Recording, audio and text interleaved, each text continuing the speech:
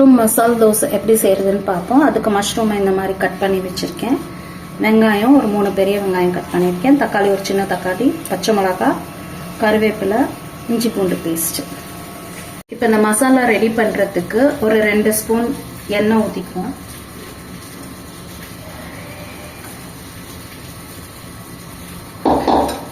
எண்ணெய் காஞ்சோன்னா வெங்காயத்தை போட்டு வணக்கிடுவோம். ஒரு ஸ்பூன் இஞ்சி பூண்டு பேஸ்ட் போட்டு நல்லா வணக்கிக்குவோம்.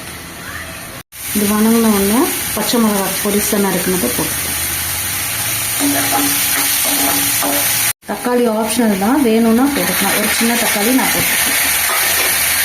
உப்பு 1/2 டீஸ்பூன் போட்டுக்குவோம். 1/2 டீஸ்பூன் எல்லாம் கலந்த மிளகாய் போட்டு 1/2 டீஸ்பூன் கரம் மசாலா தூள். இது நல்லா வணங்கி பச்சை வாசம் போகட்டும். அதுக்கப்புறம் நம்ம மஷ்ரூம் ஆட் பண்ணலாம். மசாலாலேருந்து எண்ணெய் பிரிஞ்சு வர்றப்ப நல்லா அடுப்பை ஹை ஃப்ளேமில் வச்சுட்டு இந்த மஷ்ரூம்ஸை நம்ம போட்டோம்.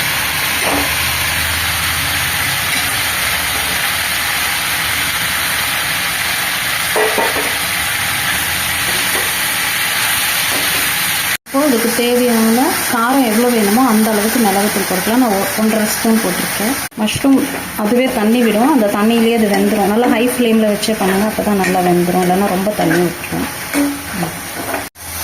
இந்த அளவுக்கு மஷ்ரூம் நல்லா வெந்துருச்சு. இப்போ நம்ம கருவேப்பிலை,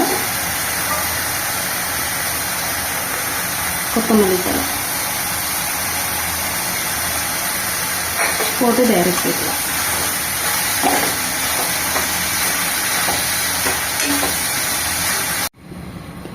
இது டெக்கரேஷனுக்கு தான். இது வேணும்னா போட்டுக்கலாம். நம்ம முந்திரி பருப்பை நெய்யில் கொஞ்சமாக ஒரு 4-5 பருப்பு வறுத்து வச்சுருக்கேன், வறுத்துக்குவோம்.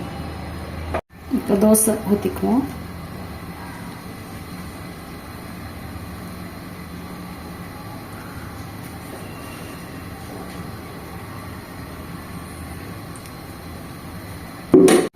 எண்ணெய் 1 ஸ்பூன் ஊற்றிக்குவோம்.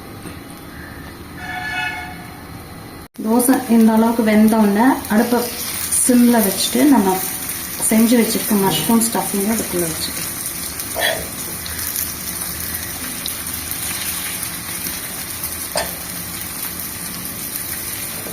முந்திரி பருப்பு கொஞ்சம் தூவிக்குவோம்.